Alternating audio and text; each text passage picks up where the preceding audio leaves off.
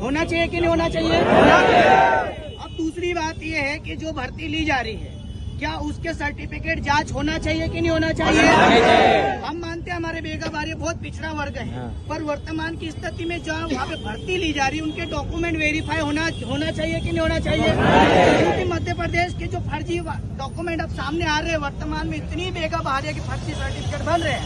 वर्तमान में आप देखो जिस प्रकार से अभी जो भर्ती ली गई है उनमें अगर उनका डाटा निकाले तो उनका नाम क्या आ रहा है और सर्टिफिकेट कौन सा लग रहा है, इसकी जांच होना चाहिए कि नहीं होना चाहिए?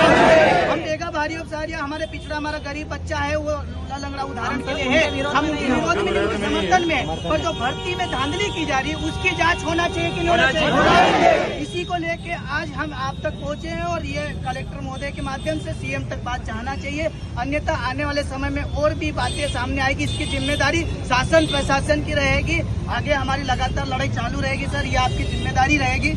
हम हमारी लड़ाई और हम हमारे आदिवासी क्यों मध्य प्रदेश में बेगा बारे सरिया बिरसा मुंडा और टंटे भील सभी समुदाय के लोग रहने वाले हैं। हम संविधान को मानने वाले लोग हैं क्योंकि संविधान के साथ हम चलते हैं, इसलिए हमारे जो पीवीजीटी में जो बेगा बारे सारिया को भी जो राइट से मिले उनको मिलना चाहिए, पर उसको पूरी जानकारी संतुष्ट साथ होना चाहिए। ये हम चाहते हैं कि जो फर्जी वाले हो रहे हैं इससे आज हमारे पूरे आदिवासी बच्चे परेशान हो रहे हैं, इसकी जाँच पूरी सार्वजनिक अच्छा नंबर लाने के बावजूद मेरिट लिस्ट में नाम नहीं आ रहा है। जो मध्य प्रदेश पावर जनरेटिंग में भर्ती हुई है